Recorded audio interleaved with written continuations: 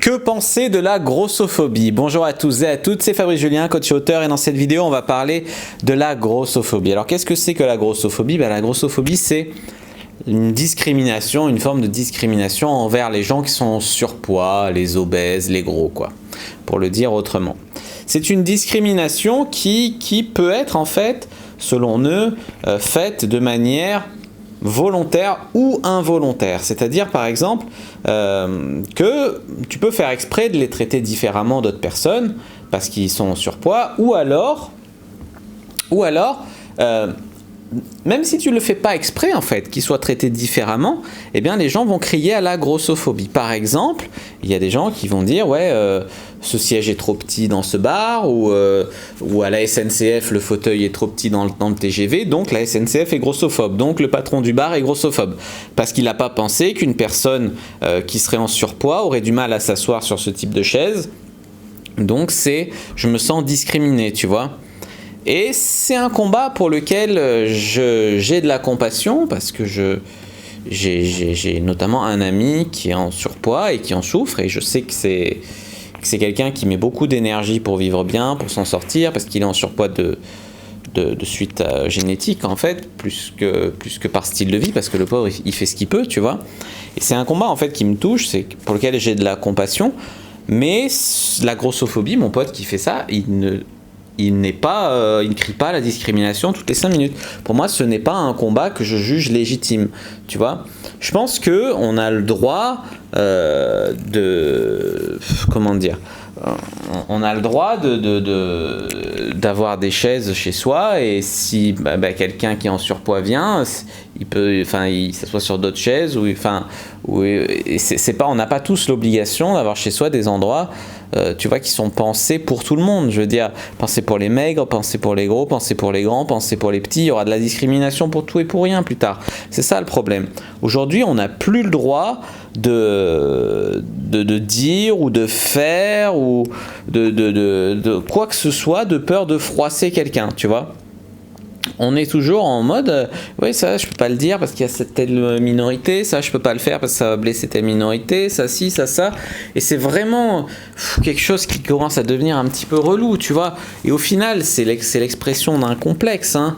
La grossophobie, le complexe d'être en surpoids. Il y a une pression sociale énorme sur le poids. Il y a même des filles qui se trouvent trop grosses alors qu'elles sont magnifiques, parce qu'elles se comparent à des filles sur Instagram qui sont comme ça, quoi. Et il y a une pression sociale. Alors j'imagine même pas la pression sociale sur des filles qui sont vraiment en surpoids, tu vois.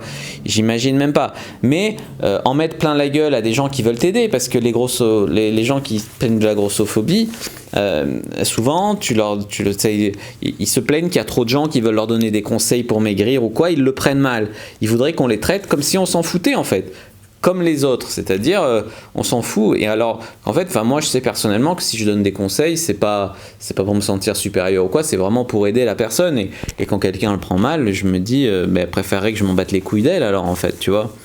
Et c'est ça en fait qui est chaud. C'est qu'aujourd'hui, comme j'ai dit, bientôt il faudra pour les grands, pour les petits, pour les mecs, pour les gros, pour tout le monde en fait, pour chaque différence physique. Le truc, c'est d'être assez nombreux en fait pour pouvoir se créer une communauté, une minorité, tu vois. Et je trouve ça vraiment, vraiment dommage qu'on en arrive à tout faire se plaindre en fait, tu vois. Alors il y a des maladies comme dans le cas de mon ami qui peuvent causer le surpoids, et c'est vraiment quelque chose de catastrophique. Enfin, c'est un grand malheur en fait. Mais par contre, il y a des gens qui sont en surpoids, et c'est la grande majorité des gens qui sont en surpoids parce qu'il y a l'américanisation, il y a les fast-food, tu vois, ils sont en surpoids à cause d'une mauvaise alimentation ou un déficit d'activité physique, et ce surpoids va amener des maladies et qui vont se considérer comme des gens qui ont un surpoids parce qu'à l'origine il y a quelque chose de génétique ou il y a une maladie, tu vois.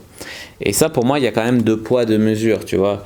C'est agir ou ne pas agir. Il y en a qui peuvent s'en sortir et qui agissent, et il y en a qui vont juste utiliser la grossophobie pour se plaindre, pour se victimiser, pour réclamer des droits supplémentaires, pour ci, pour ça, tu vois.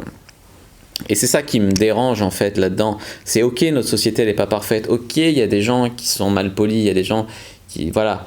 Mais stop à la victimisation. Mon pote, il a des raisons, il aurait des raisons de se victimiser des choses injustes qui arrivent dans la vie. Mais pourtant il le fait pas, et à côté de ça je vois des gens qui ont une très mauvaise hygiène de vie et qui sont surpoids pour cela et qui se victimisent alors qu'ils sont presque artisans, en partie du moins artisans de ça. Et donc déjà je dirais agissez pour votre santé, pour être en meilleure santé, et après on en discute, tu vois, mais voilà, il y a vraiment deux poids deux mesures pour la grossophobie, et ça m'énerve qu'on puisse pour une raison qui est indépendante, pour une raison qui est plus sur laquelle on a plus de prise, qu'on puisse mélanger les deux choses. Et puis ça m'énerve aussi qu'aujourd'hui on fasse des minorités surtout sur rien, quand toujours on se victimise, que si, que ça, voilà. C'est pour ça que j'ai fait ça sur la grossophobie. Après, voilà, bien évidemment c'est quelque chose qui me touche, donc j'ai du mal à rester impassible en fait à ça. Mais j'ai quand même de la compassion pour ce combat, mais c'est juste que je le trouve pas légitime pour tout le monde, et j'ai l'impression que les gens pour qui il est légitime, c'est pas ces gens-là qui ouvrent leur gueule en fait. Voilà, ce que j'ai vu un documentaire là-dessus en fait, il y a pas longtemps aussi, donc c'est ça qui me fait réagir, tu vois.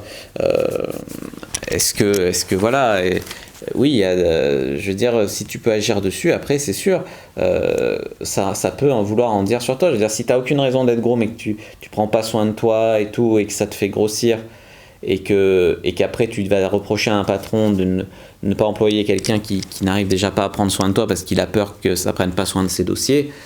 Moi j'y vois un lien, tu vois, et c'est pas de la discrimination, c'est un lien.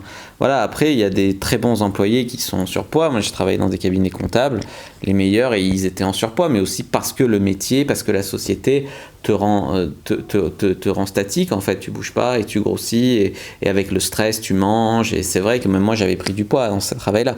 Donc il y a aussi des causes, voilà, qui sont comme ça, et je suis d'accord, mais faut pas crier toujours à la discrimination. Voilà mon avis, je sais que ça plaira pas à tout le monde, mais voilà, chacun a sa différence, et faut pas toujours utiliser ça comme voilà, faut un petit peu mettre un petit peu d'énergie et tirer son épingle du jeu, voilà, et pas en tout cas toujours se victimiser. On va pas changer les normes sociétales, changer les sièges dans les trains pour que toutes les personnes puissent s'asseoir, les grands, les petits, on va changer la hauteur du plafond, les gros, les moins gros, on va changer la largeur des sièges. Enfin, c'est n'importe quoi à terme, tu vois. On peut pas s'en sortir si toutes les minorités commencent à partir dans tous les sens, quoi.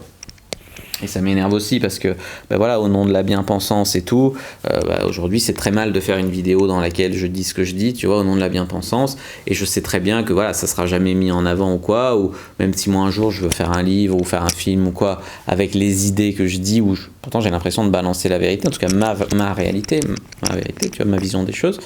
Non, parce qu'aujourd'hui, si tu veux réussir en société, il faut être bien-pensant, il faut mettre en avant les idées de la bien-pensance, et c'est comme ça que la société te mettra en avant, c'est parce que tu vas promouvoir ces idées-là, même si elles sont profondément injustes, je trouve, parfois, ou que ça va trop loin, en tout cas à mon idée. Voilà, moi je ne m'abaisserai pas à ce petit jeu-là. Voilà ce que je voulais vous dire.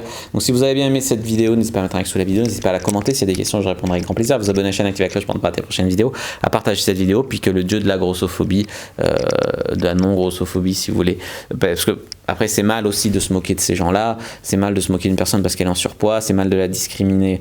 Pour ça, une personne est une personne en ça. Après, il faut accepter que oui, quand tu es en surpoids, tu as plus de risques d'être en mauvaise santé, tu as plus de risques. Voilà. Ça veut dire aussi des choses. Le nier, c'est contre la biologie. Après, je dis pas qu'il faut être méchant ou qu'il faut pas du tout, tu vois, pas du tout. Au contraire, même pas au contraire. Il faut traiter les gens comme les autres. Et si eux, ils refusent de se prendre en main ou ils refusent les conseils qu'on leur donne, ça les regarde. Je veux dire, tout le monde a le droit. Si tu veux être gros, tu peux être gros aussi. C'est par choix. Hein. J'ai le père d'une amie qui assume totalement d'être en surpoids et de manger très mal et très beaucoup, parce qu'il dit de toute façon mon père faisait attention, il fumait pas, il buvait pas, et il est mort d'une crise cardiaque, donc je profite jusqu'au bout, tu vois. C'est une façon aussi de voir les choses après tout. Bon bref, que le dieu de la non-grossophobie soit avec vous.